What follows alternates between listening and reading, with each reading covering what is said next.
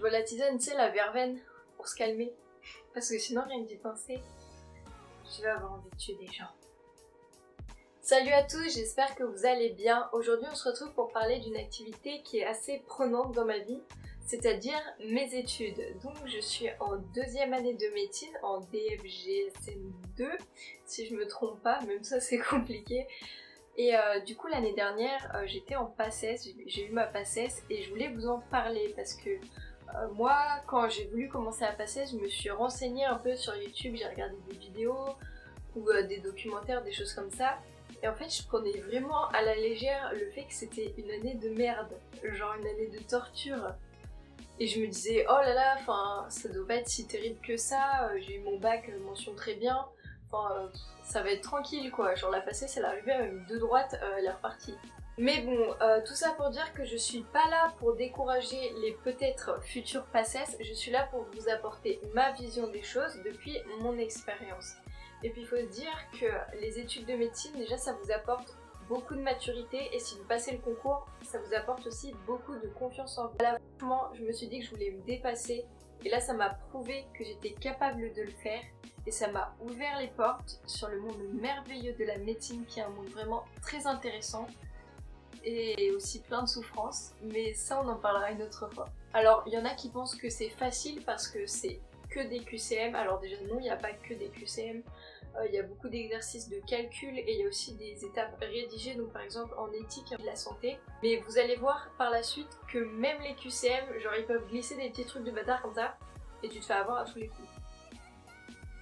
Tout d'abord, pour ma part, j'ai fait une prépa, donc j'ai commencé les cours en août pour pouvoir m'aider à préparer ma rentrée. Genre là déjà tu te mets dans le bain, tu te dis tu vas en chier, si déjà tu dois préparer avant la préparation, il y a un problème.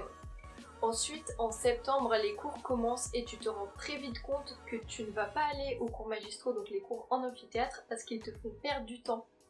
Oui, ils te font perdre du temps. C'est-à-dire qu'en 2 heures de cours en amphithéâtre, tu n'auras qu'un seul cours alors que tu te dis que si tu lis vite, tu auras le temps d'en faire 2 voire 3 chez toi sur les fiches. Ensuite, en octobre, quand les premiers concours blancs tombent, tu te rends compte qu'en fait, il faut tout connaître par cœur. Tout. Même le petit truc marqué en italique sous une photo, tu dois tout connaître parce que les profs sont des gros sadiques qui vont te poser des questions pièges, voire même changer un mot ou changer quelques lettres dans un mot pour te faire tomber dans le panneau.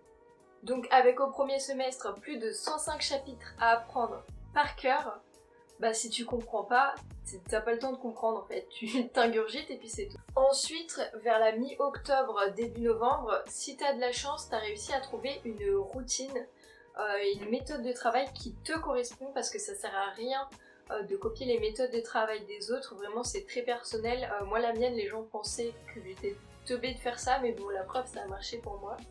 Donc par exemple, je me levais à 6h tous les matins, même le dimanche et même le samedi. Et j'allais faire 1 heure de sport à la salle, donc je sais que par contre ça j'étais une des seules à le faire, enfin il n'y a personne presque qui faisait du sport.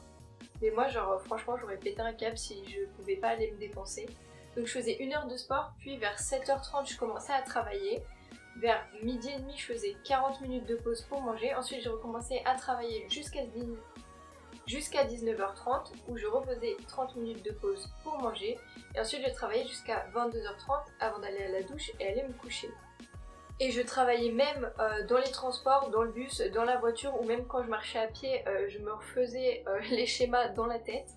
Et même aux chiottes, oui aux chiottes, j'avais des fiches sur les murs, genre j'ai retapissé les chiottes avec des fiches. Donc en décembre, le concours approche, donc tu vois les changements physiques chez les gens. Donc soit la moitié a pris genre 15 kilos à force de pas faire de sport et de manger des petits snacks vite fait parce que t'as pas vraiment le temps de faire de pause. L'autre moitié a perdu 15 kilos à cause du stress. Moi pour ma part, j'ai fait ni l'un ni l'autre, mais j'ai perdu mes cheveux. Quand je dis j'ai perdu mes cheveux, parce que maintenant je mets par exemple la taille de ma queue de cheval, c'était avant la moitié d'une de mes couettes, tu vois. Donc à la fin, t'en as un peu marre, t'es à bout. Moi personnellement, je voulais me reconvertir en éleveuse de lamas, mais je pense pas que mes parents auraient été super chauds. Ensuite, donc on a le premier concours. C'est un QCM avec 5 items qui peuvent être vrais ou faux. Et les profs sont tellement vicieux que tu sais, au début dans l'énoncé de la question, donc, ils disent laquelle de ces réponses est exacte, et des fois tu vas pas regarder, ils vont avoir ou lesquelles de ces réponses sont fausses. Pourquoi vous faites ça? Pourquoi? Moi, mon concours, il s'est déroulé dans un hangar, les gars, un hangar, et je voyais les doublants, quand ils avaient raté une épreuve, ils se mettaient à pleurer sur leur table, parce que faut savoir qu'en médecine, t'as le droit de doubler 1 à 2 fois. Nous, dans notre fac, c'est qu'une seule fois. Du coup, quand t'es doublant, si tu sais que t'as raté ton épreuve, tu sais que tu vas te faire dégager à la fin de l'année. Et il y en a, c'est ça que je trouve dommage en médecine, parce qu'il y en a vraiment, c'est leur vocation, ils veulent aider les gens, ils veulent soigner les autres, donner de leur temps pour sauver des vies. Et non, genre juste parce qu'ils ont raté 1 ou 2 questions, ou parce qu'ils ont pas vu qu'il y avait marqué item faux, bah ils sont jartés. À la place, ce sera Jean-Kevin, le psychopathe, qui a répondu tout bon aux questions, mais qui est pas capable d'avoir de l'empathie envers ses patients, qui va passer. Et ça, tout le monde s'en fout. Donc ensuite, vers janvier, t'as les premiers résultats du concours qui arrivent. Alors moi, j'ai même pas attendu les résultats, j'étais en train de chialer ma vie. Je voulais me reconvertir en coach sportif ou architecte, je sais pas.